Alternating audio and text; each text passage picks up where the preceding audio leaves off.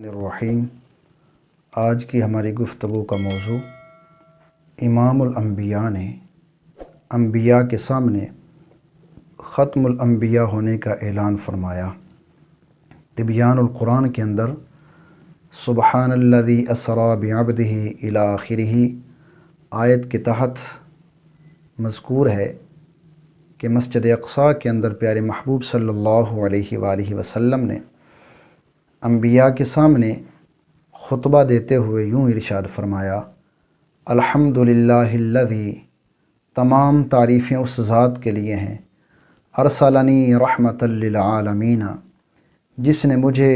تمام جہانوں کے لیے رحمت بنا کے بھیجا، وکافۃ للناس بشیرا ونذیرا، اور سارے انسانوں کے لیے خوشخبری سنانے والا اور ڈرانے والا بنا کے بھیجا۔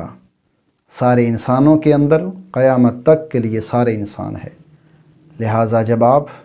سارے انسانوں کو ڈرانے والے ہیں تو آپ کے بعد کوئی نبی نہیں ہے۔ آگے فرمایا،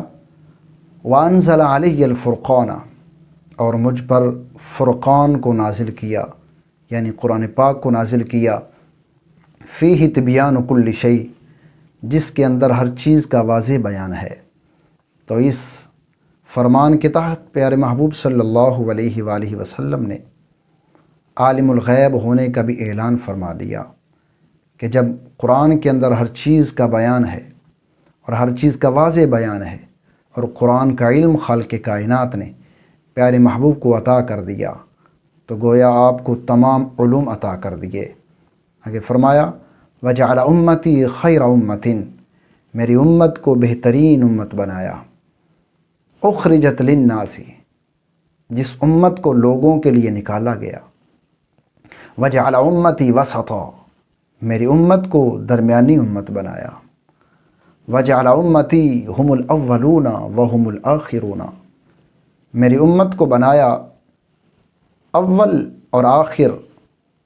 یعنی ابتدا کرنے والی بھی میری امت ہے، انتہا کرنے والی بھی میری امت ہے، دنیا میں آنے کے اعتبار سے آخر ہیں، جنت میں داخل ہونے کے اعتبار سے اول ہیں۔ آگے فرمایا، وشرح صدری، میرے سینے کو کھول دیا، ووضع عنی وزری، مجھ سے بوجھ کو دور فرما دیا، ہر کام میرے لیے آسان فرما دیا، ورفع لی ذکری، میرے لیے میرے ذکر کو بلند کر دیا،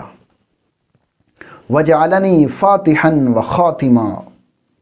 اور مجھے افتتاح کرنے والا اور اختتام کرنے والا بنایا۔ جب نبوت دینے کی بات آئی تو خالق کائنات نے اس وقت آپ کو نبوت عطا کر دی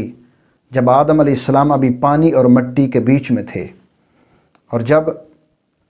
امام الانبیاء بنا کے بھیجنے کی باری آئی، نبی بنا کے دنیا کے اندر بھیجنے کی باری آئی تو سب سے آخر میں بھیج دیا، تو لہٰذا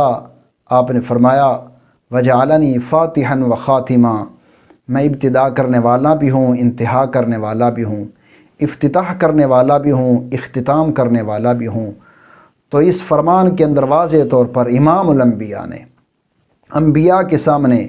ختم الانبیاء ہونے کا اعلان فرما دیا۔ تو یہ عقیدہ روز روشن کی طرح واضح ہے، اس پر مزید کسی دلیل کی ضرورت نہیں۔